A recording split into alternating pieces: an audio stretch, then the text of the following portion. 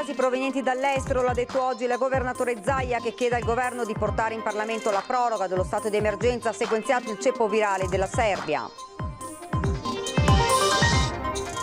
Nella sede regionale è presentato il nuovo test rapido che rileva la positività alla Covid-19 in meno di 7 minuti.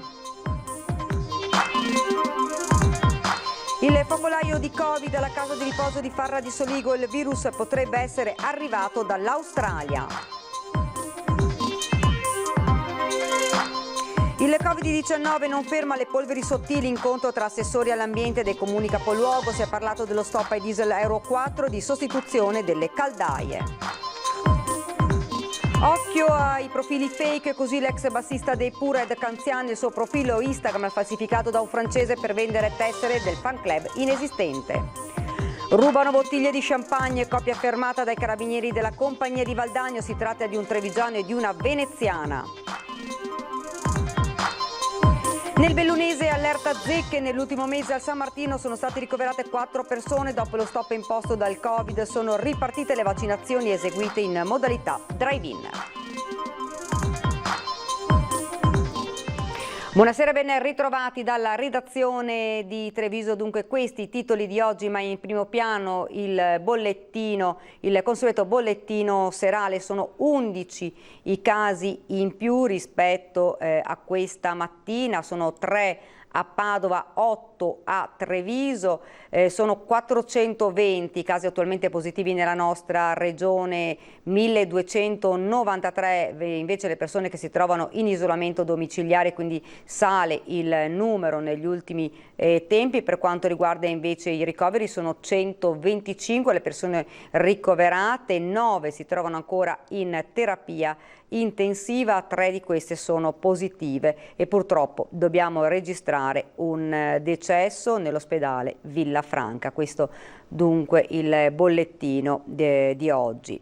E lo avete insomma sentito oggi dai titoli: coronavirus, a preoccupare ora sono i casi provenienti dall'estero, lo ha detto oggi all'unità di crisi di Marghera il governatore Zaia, ha sequenziato intanto il ceppo virale della Serbia e Zaia chiede al governo di portare in Parlamento la proroga dello stato di emergenza. Il virus non di casa è un virus più aggressivo e che ha delle mutazioni, ovviamente, essendo cresciuto in un cluster straniero, ha la sua storia. Una storia che preoccupa lo stesso governatore Luca Zaia e le autorità sanitarie, che sui casi provenienti dall'estero stanno intensificando la sorveglianza sanitaria. Il Benin, la Serbia, il Kosovo, la Macedonia, le badanti moldave, e i parenti dall'Australia, vi cito tutti i casi che conosciamo, il Congo. Del resto la geografia del contagio sta mutando velocemente e uno studio congiunto delle ULSS 6 e 9 sui casi di rientro dalla Serbia dimostra una carica virale elevatissima. Questi i risultati del sequenziamento. I virus dei 4 tamponi sono identici fra loro, quindi è lo stesso ceppo, la stessa mutazione, e appartenenti al cluster dei virus isolati in Serbia. Ciò vuol dire che i virus serbi sono gli stessi, cioè tra loro e uguali a quello in Serbia, ben diversi dai virus finora isolati in Veneto e in Italia. Avete capito perché bisogna stare attenti al virus che entra? Sotto controllo invece i cosiddetti cluster domestici contrassegnati da una carica virale bassa, dato che Zaia sottolinea senza lasciare spazio a fraintendimenti. A parlare in questa fase sono ancora una volta i tamponi. Non è una questione di residenza o di carta d'identità, è una questione semplicemente sanitaria.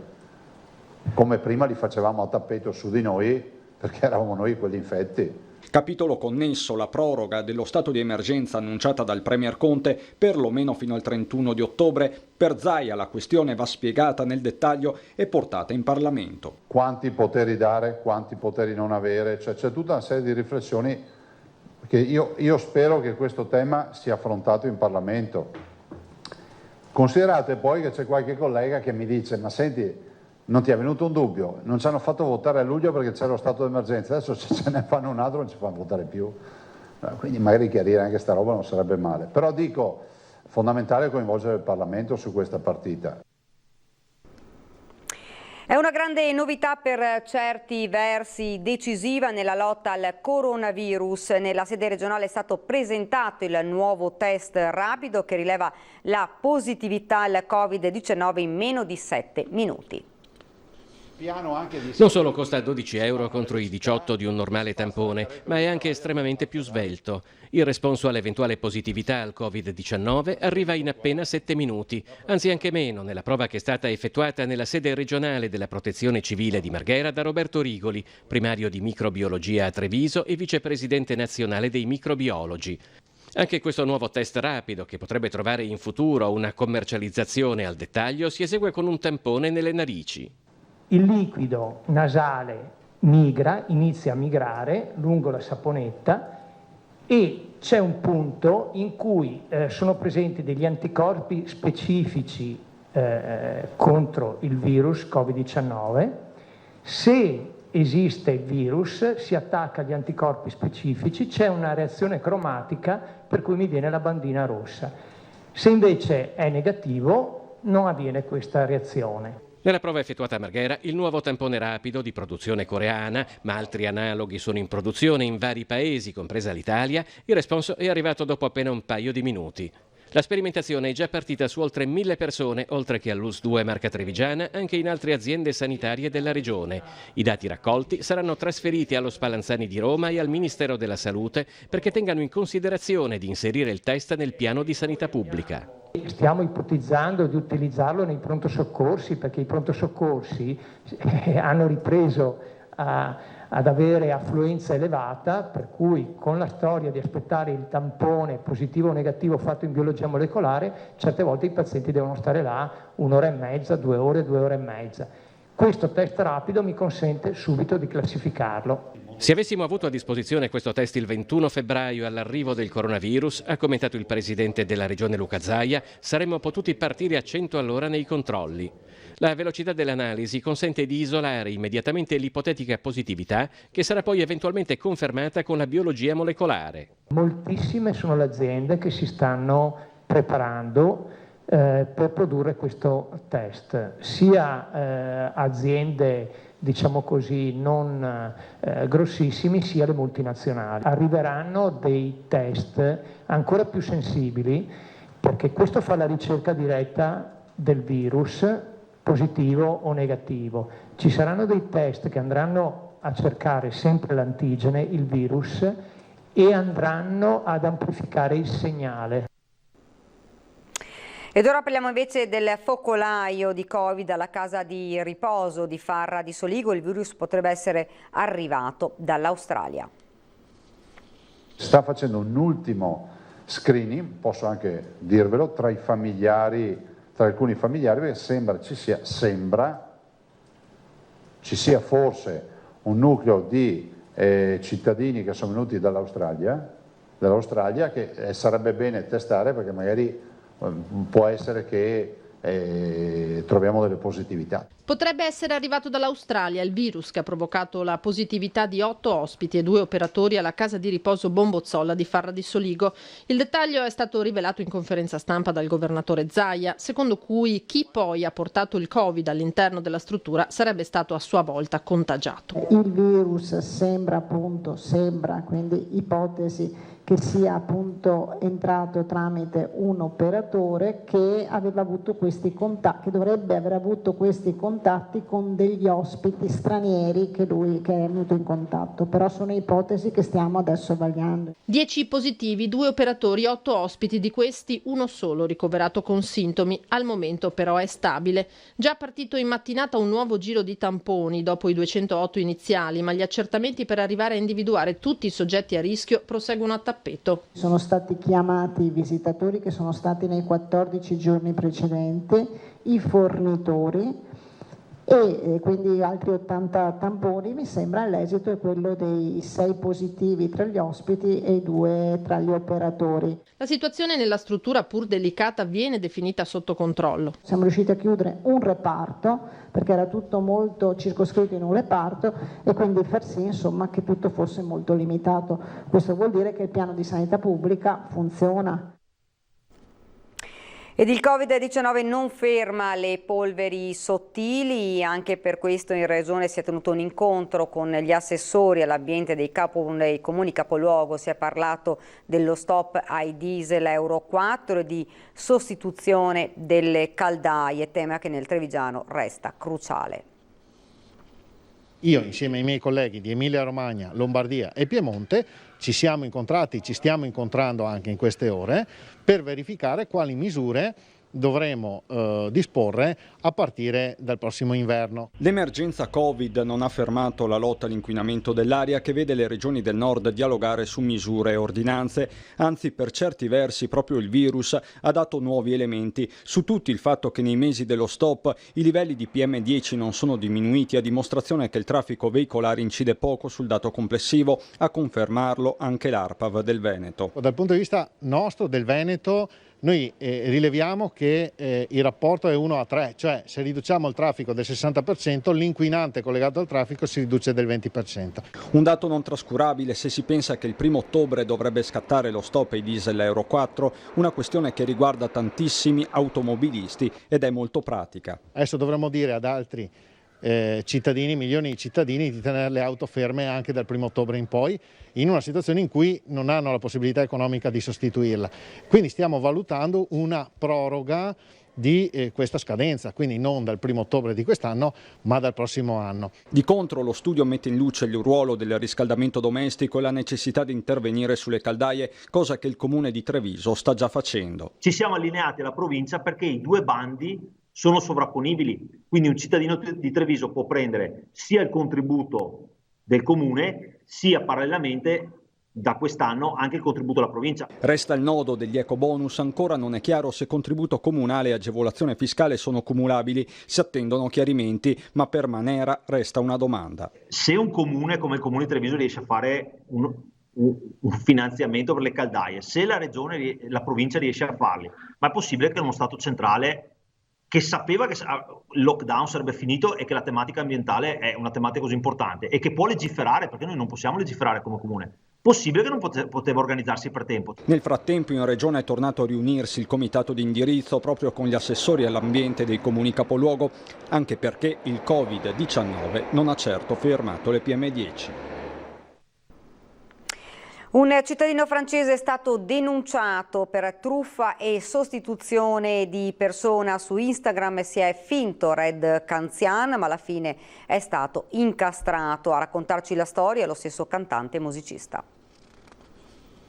Mi è stato segnalato da alcuni fan attenti che mi seguono e mi vogliono bene, che hanno detto guarda che c'è in giro qualche profilo che non è il tuo, si capisce anche dal numero dei followers che erano qualche decina. E quindi occhio, perché questo qui va in giro a fare richieste strane e quindi lì abbiamo scoperto un mondo. Il consiglio a fare attenzione arriva dallo stesso Red Canzian, quello vero, che quando ha capito che c'era qualcuno che si spacciava per lui chiedendo soldi si è subito rivolto alla polizia. Sono andato una prima volta alla polizia postale di Treviso, che devo dire si sono messi a disposizione, sono stati carinissimi e anche molto bravi, e hanno cominciato a raccogliere informazioni e gli ho consegnato tutti gli screenshot di questi episodi. Insomma, poi una seconda volta questo personaggio vendeva una tessera di un ipotetico club a 1.000 euro, che è una cosa pazzesca. Alla fine si è scoperto il finto Red era un cittadino francese che riusciva a gestire il traffico dal carcere, a incastrarlo un'amica del musicista e cantante dei Pooh. Allora un'amica, spacciandosi per una fan un po' stupidotta, gli ha detto io la voglio assolutamente, però devo raccogliere i soldi e dammi la tua mail che così ci scriviamo fuori da Facebook, per cui l'ha incastrato, è riuscita a farsi dare la mail, e le mail mediamente sono sempre accreditate a un nome, no?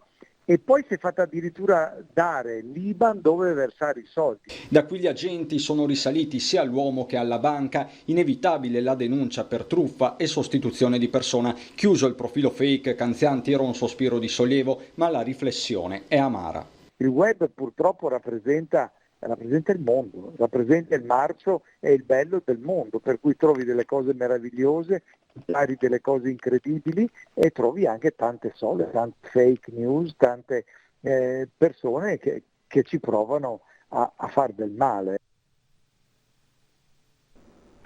E torniamo ora a parlare della giallo di Cornude, atteso il risveglio del 63enne che potrebbe raccontare presto la sua verità su quanto accaduto in via Manzoni. Intanto la procura ha iscritto nel registro degli indagati sia il 20enne che l'uomo.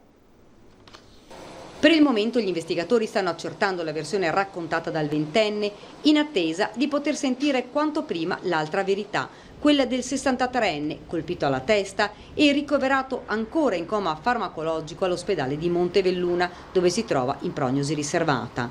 Questa è la ricostruzione fatta dal 20enne dopo essere stato soccorso dai carabinieri dagli uomini del suo M118. Sarebbe andata a casa del 63enne che conosceva bene per vedere come stava, ma qualcosa non è andato per il verso giusto e l'uomo, secondo la versione del ragazzo, lo avrebbe costretto a rimanere in casa, insomma sequestrato. Mentre il giovane riposava, l'uomo lo avrebbe legato, spogliato, lasciato senza acqua né cibo e costretto ad inviare ai genitori dei messaggi per dire loro che si trovava al mare e che dormiva fuori. Mi voleva violentare, avrebbe detto. Mi diceva che se avessi provato a chiedere aiuto mi avrebbe bruciato vivo. Poi il resto è la cronaca di quanto accaduto. Il giovane avrebbe preso un oggetto in marmo ed avrebbe colpito il 63enne.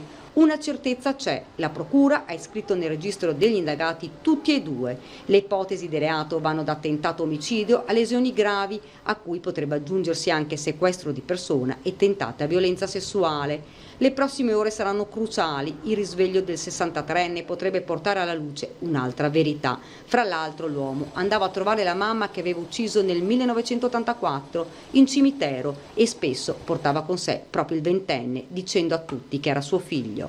Toccherà ai carabinieri chiarire questo giallo di metà luglio.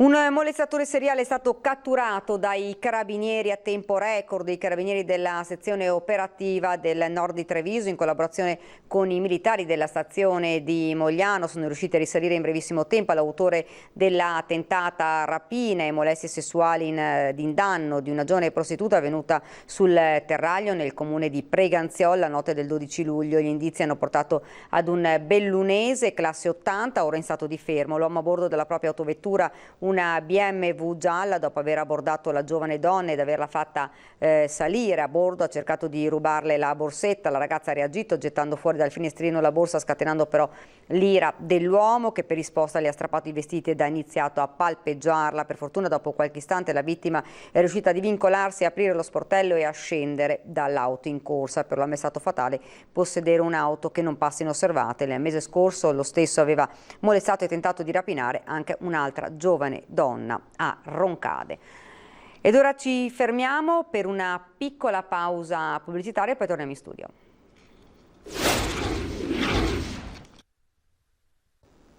Rieccoci nuovamente in studio. Rubano bottiglie di champagne, coppia fermata dai carabinieri della compagnia di Valdagno. Si tratta di un trevigiano e di una veneziana.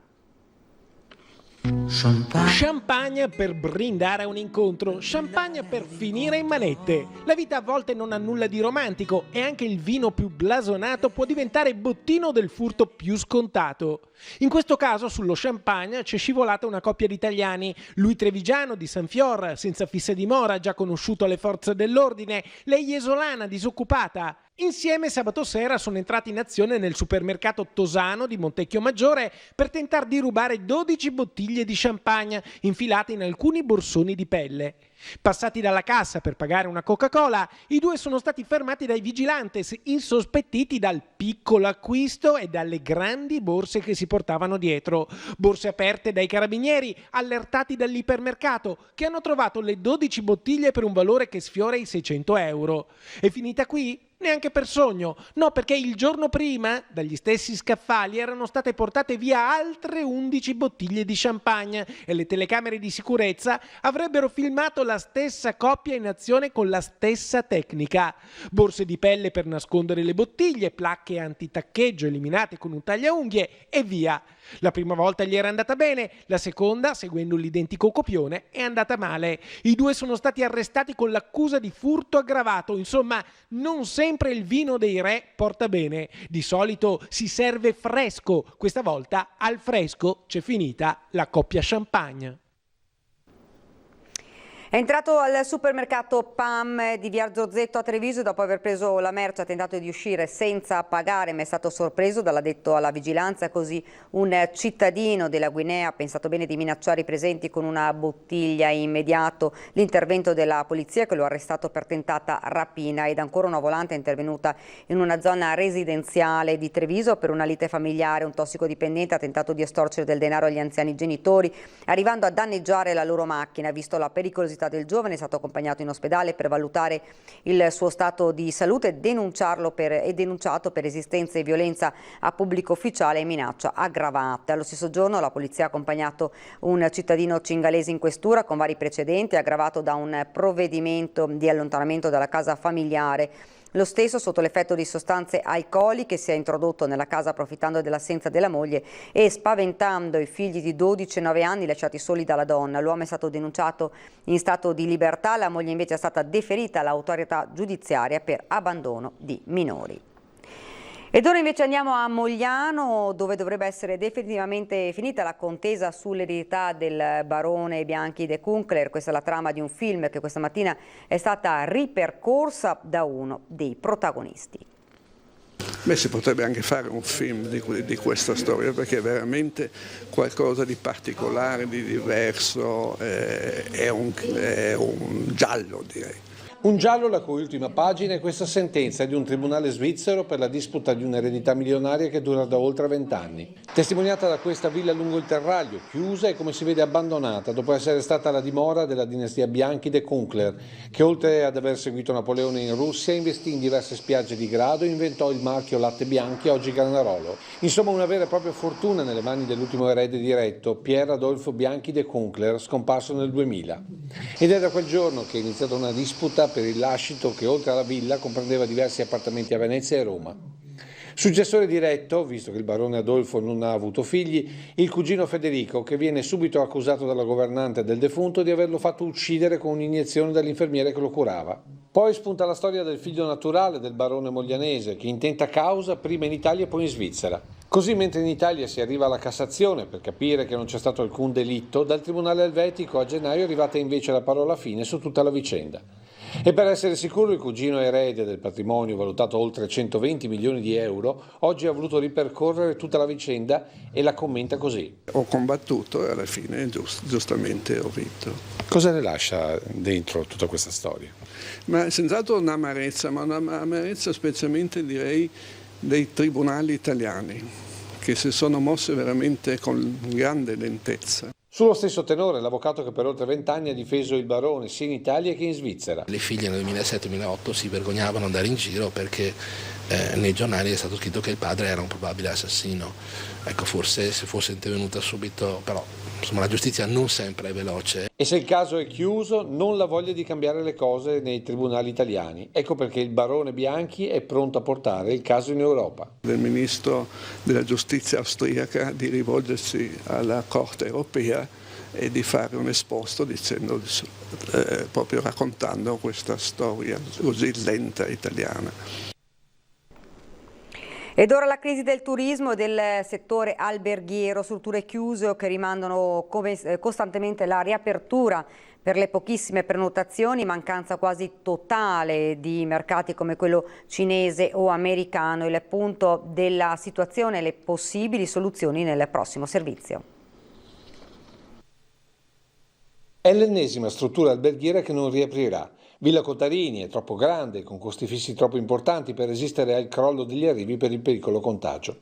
Con essa molte altre strutture alberghiere non stanno aprendo o non riapriranno, chi a breve, chi addirittura definitivamente.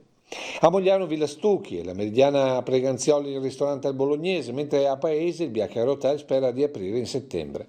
E poi c'è il caso chiusura del Car del Galletto, che a Treviso ha fatto grande clamore, ma non c'è struttura ricettiva che non registri cancellazioni e stanze vuote da mesi. le do una perdita di fatturato consolidata del primo semestre intorno al 70% e ho fatto una previsione di un 55% nel secondo semestre, quindi il danno è veramente enorme. Quello che manca è la clientela straniera che qui e non solo arriva con i charter o gli aerei privati. Noi, pur essendo una struttura a 5 Stelle, abbiamo sempre lavorato con un mercato internazionale in maniera piuttosto sviluppata, quindi i nostri mercati principi sono Stati Uniti, soprattutto la Cina, che è un mercato in cui abbiamo investito parecchio negli ultimi 4 anni e naturalmente abbiamo perso completamente questa parte del mercato. E la prospettiva non è rosea per questo versante, ecco perché secondo il direttore bisogna investire per far crescere i numeri del cliente di prossimità. Rimane un mercato che noi definiamo su gomma, un mercato locale, quindi di Germania, Austria, che comunque funziona, devo dire funziona. Noi stiamo lavorando con questo mercato, capirà che con 47 camere e 2 ristoranti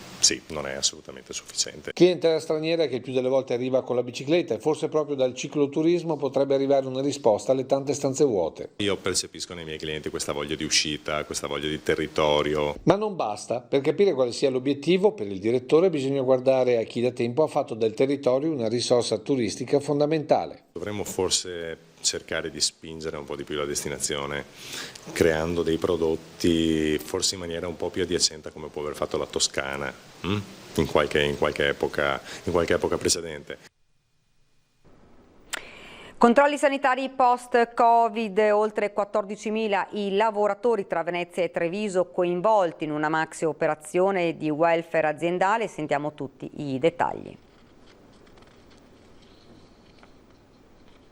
La sintomatologia più rilevante è quella a carico dell'apparato respiratorio, anche se non va dimenticato che si tratta di un virus in grado di coinvolgere tutti gli organi, perché coinvolgendo l'endotelio c'è una struttura vascolare evidentemente in grado di andare un po' dappertutto. Non solo problemi respiratori, il Covid va a insidiare anche altri organi e apparati, da qui la necessità di prevenire e curare su larga scala. Questo è il senso della convenzione siglata tra Casa di Cura di Monastier, Confapi di Treviso e Appindustria Venezia, più di 500 imprese coinvolte per oltre 14.000 lavoratori che potranno accedere a prezzo agevolato a tutta una serie di controlli, in primis i 2 test di screening per l'individuazione del virus, prelievo venoso e tampone faringeo. Si tratta di una malattia nuova con cui ci siamo confrontati praticamente agli inizi di quest'anno, tenendo conto che poco hanno prodotto, diciamo così, i colleghi cinesi sotto il profilo scientifico, per cui si è dovuta costruire un'esperienza prettamente italiana, perché siamo stati fra i primi nel mondo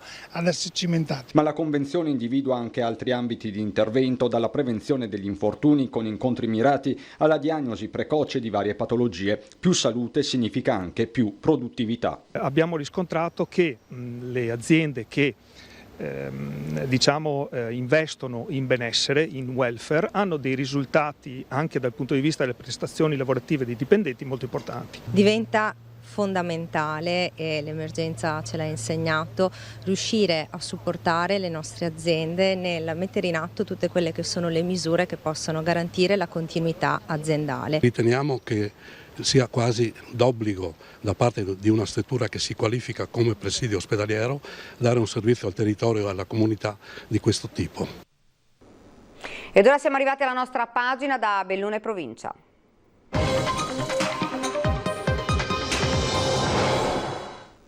In provincia di Belluno è allerta per le zecche. Nell'ultimo mese nel reparto di malattie infettive del San Martino sono state ricoverate 4 persone con TBE, fortunatamente tutte già dimesse e guarite. Dopo lo stop imposto da Covid sono ripartite ora le vaccinazioni eseguite in modalità drive-in.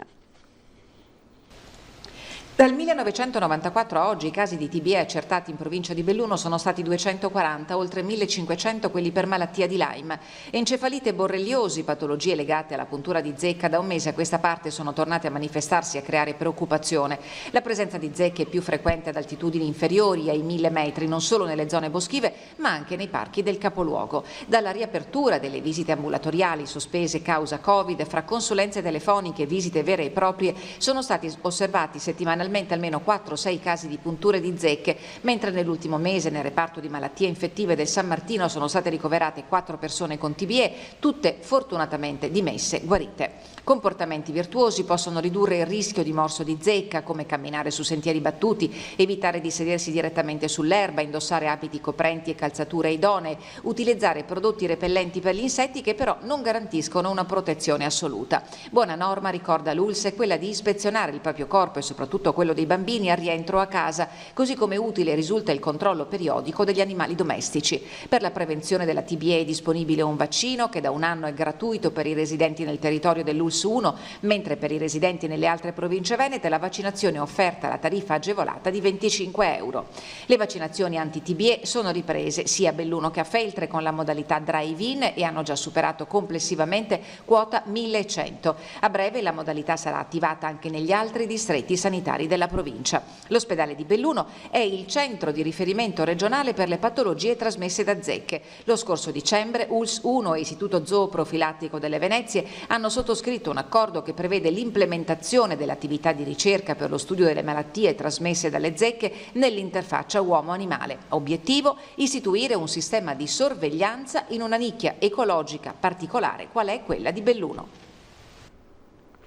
Nelle ultime ore l'ULSS Dolomiti ha rifertato oltre 450 tamponi per la ricerca del Covid, il cui esito è stato negativo. Pare sotto controllo l'epidemia in provincia di Belluno, ma l'attenzione resta alta per i cosiddetti casi da rientro.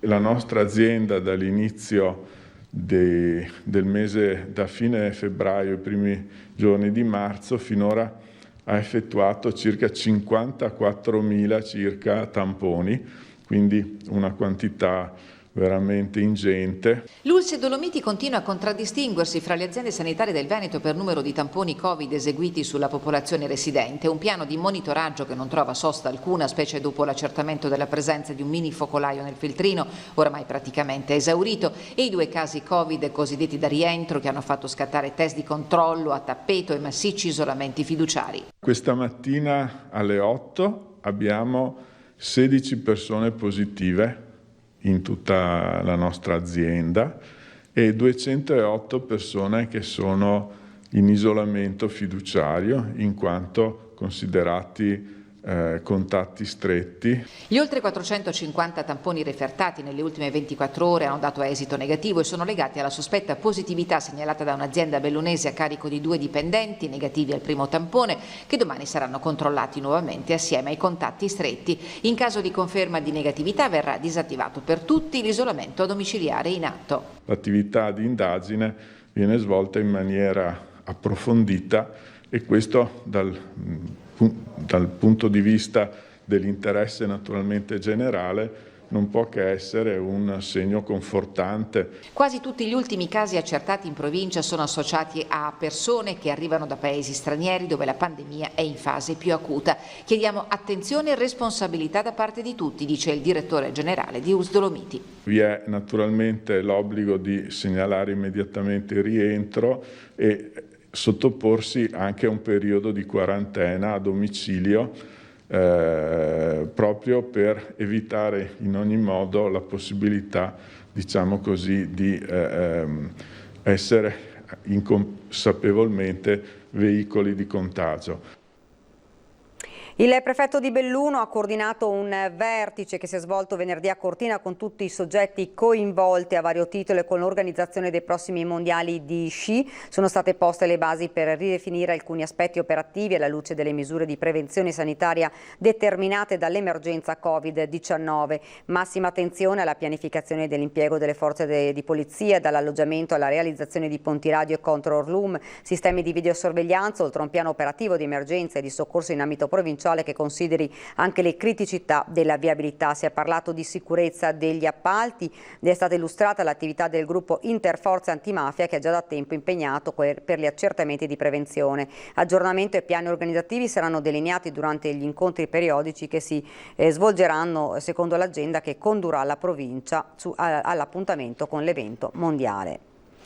Ora andiamo invece a Fonzaso, dove la polizia provinciale questa mattina è intervenuta per il recupero della carcassa di un esemplare di lupo investito intorno alle 5:30 all'altezza di Case Balzan da un automobilista che non si è fermato e non ha chiamato i soccorsi. Ad avvisare le guardie provinciali è stato un altro automobilista passato pochi minuti dopo. Si è trattato del quarto investimento di lupo in Veneto nel giro di 2 anni, a testimonianza della presenza ormai stabile del grande predatore. E ha sollevato sdegno ieri a Belluno il ritrovamento a terra del tricolore issato sul pennone in Piazza dei Martiri, ma fortunatamente l'episodio non è da imputare ad una ragazzata o peggio ad un gesto doloso. La questura di Belluno ha reso noto che gli accertamenti eseguiti sul posto, sia visionando le immagini delle telecamere del sistema di videosorveglianza, sia esaminando attentamente il cavo di sostegno della bandiera, hanno appurato che la rottura del cavo è da imputare alla sua usura, a cui ha verosimilmente concorso il forte vento che è ispirato la notte fra sabato e domenica. Ed ora siamo alla nostra rubrica Bimbi in TV, quindi guardiamo i video fatti da Francesco Zerobranco, Liam Colfosco e Sofia Ponte della Priula.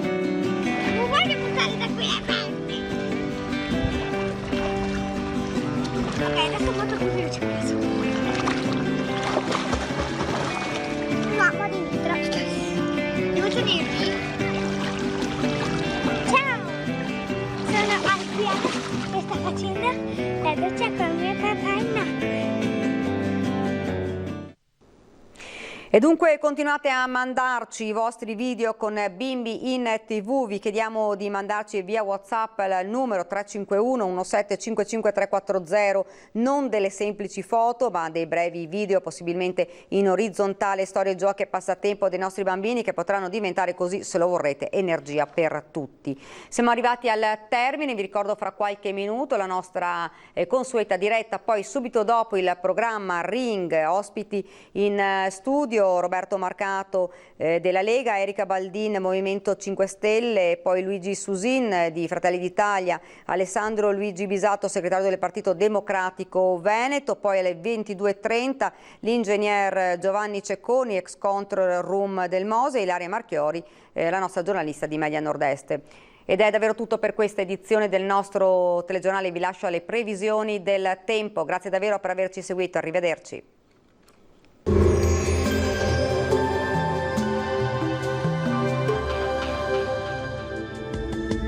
Bentrovati al meteo. Tempo sostanzialmente stabile, ma non mancheranno dei disturbi.